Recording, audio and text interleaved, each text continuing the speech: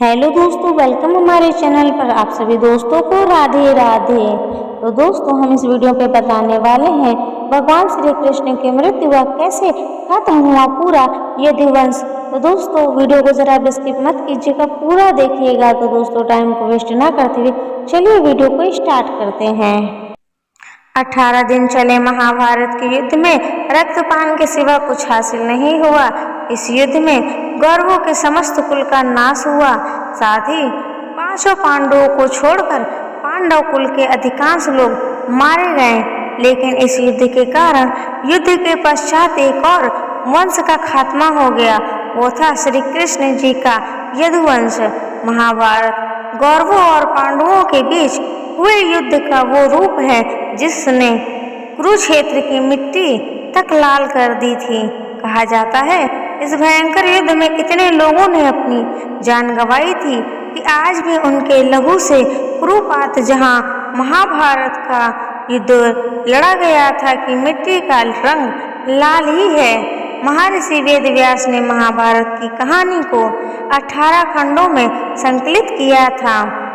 कुरुक्षेत्र का युद्ध इस ग्रंथ का सबसे बड़ा भाग है, लेकिन युद्ध के पश्चात भी बहुत कुछ ऐसा रह गया जिसके विषय में जानना बहुत जरूरी है, जिसमें भगवान श्री कृष्ण की मृत्यु और द्वारका की नदी में समा जाने की घटना अत्यंत महत्वपूर्ण है। मौसल पर्व 18 पर्व में से एक है जो 8 अध्यायों का संकलन है। इस पर्व में भगवान कृष्ण के मानव रूप को छोड़कर और उनकी मृत्यु के पश्चात उनकी नगरी द्वारिका के साथ घटित घटना का वर्णन है। आइए जानते हैं क्या छिपा है मौसल पर्व की कहानी के भीतर। यह घटना कुरुक्षेत्र के युद्ध के 35 साल बाद की है। कृष्ण की द्वारका नगरी बहुत शांत और खुशहाल थी, जहां युवाओं के भीतर चंचलता बड़ी ही सामान्य थी और वो सभी भोग विलास में लिप्त रहते थे। एक बार कृष्ण के पुत्र सांब को एक शरारत सूझी। स्त्री का वेश लेकर वह अपने दोस्तों के साथ ऋषि विश्वामित्र, दुर्वासा, वशिष्ठ और नारद से मिलने गया। वो सभी भगवान श्री कृष्ण के साथ एक औपचारिक बैठक में शामिल होने के लिए द्वारका आए थे। स्त्री के वेश में सांब ने ऋषियों से कहा कि वो गर्भवती है। वो उसे ये बताए कि उसके गर्भ में बच्चे का लिंग क्या है। उसमें से एक ऋषि ने इस खेल को समझ लिया और क्रोधित होकर सांब को श्राप दे दिया कि वो लोहे के तीर को जन्म देगा, जिससे उसके कुल और साम्राज्य का विनाश होगा। सांब ने सारी घटना उग्रसेन को बताई। उग्रसेन ने सांब से कहा कि वह तांबे के तीर का चूर्ण बनाकर प्रभास नदी में प्रवाहित कर दे। इस तरह उन्हें उस श्राप से छुटकारा मिल जाएगा। सांबा ने सब कुछ उग्रसेन के कहने अनुसार ही किया। साथ ही उग्रसेन ने ये भी आदेश दिया कि यादव राज्य में किसी भी प्रकार की नशीली सामग्रियों का ना तो उत्पादन किया जाएगा और न ही वितरण। इस घटना के बाद द्वारका के लोगों ने विभिन्न अशुभ संकेतों का अनुभव किया।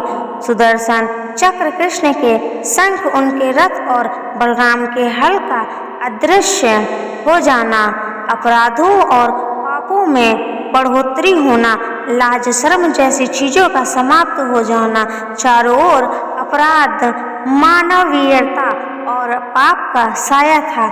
बुजुर्गों और गुरुओं का असम्मान, निंदा, देश जैसी भावनाओं में उल्लेखनीय बढ़त आदि सब द्वारका के लोगों का जीवन बन गया था।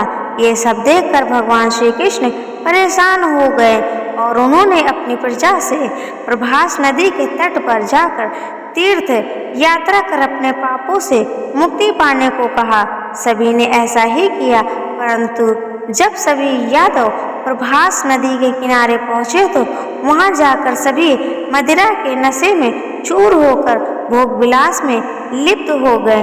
मदिरा के नशे में चूर सत्याकी कृतवर्मा के पास पहुंचा और अश्वत्थामा को मारने की साजिश रचने और पांडव सेना के सोते हुए सिपाहियों की हत्या करने के लिए उसकी आलोचना करने लगा।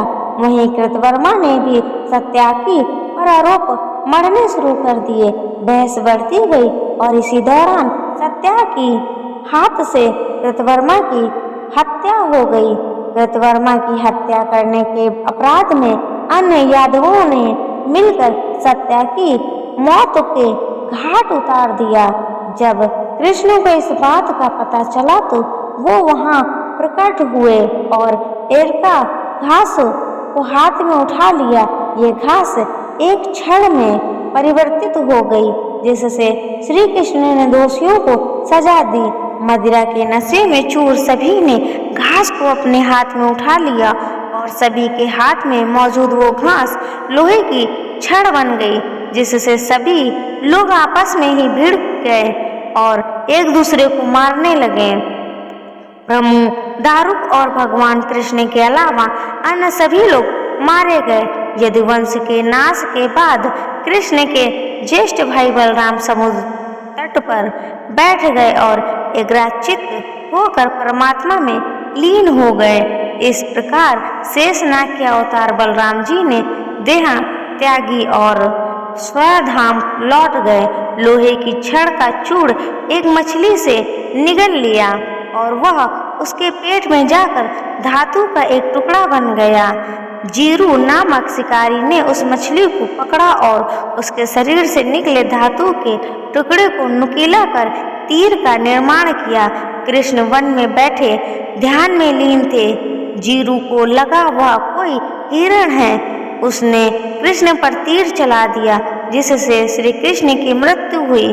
कुछ समय बाद अर्जुन मदद लेकर द्वारिका पहुंचे और कृष्ण की मृत्यु की खबर पाकर अत्यंत दुखी हो गए। कृष्ण के जाने के बाद द्वारिका में उनकी 16,000 रानियां, कुछ महिलाएं, वृद्ध और बालक के शेष रह गए। वो सभी इंद्रप्रस्थ के लिए रवाना होने लगे। इसके बाद उस क्षेत्र में सभी देवता और स्वर्ग की अप्सराएं, यक्ष, किन्नर, गंधर्व आदि आए और उन्होंने श्री कृष्ण की आराधना की। आराधना के बाद श्री कृष्ण ने अपने नेत्र बंद कर लिए और वो सशरीर ही अपने धाम को लौट गए। महाभारत युद्ध की समाप्ति के बाद जब युधिष्ठिर का राजतिलक हो रहा था, जब कौरवों की माता गांधारी ने महाभारत युद्ध के लिए श्री कृष्ण को दोषी ठहराते हुए श्राप दिया कि जिस प्रकार गौरवों के वंश का नाश हुआ है, ठीक उसी प्रकार यदुवंश का भी नाश होगा। दोस्तों, अगर जानकारी अच्छी लगी हो, वीडियो अच्छी लगी हो तो वीडियो को लाइक कर दें, चैनल को सब्सक्राइब कर लें। मिलते हैं ऐसे ही नेक्स्ट वीडियो में। तब तक के लिए आप सभी दोस्तों को राधे राधे।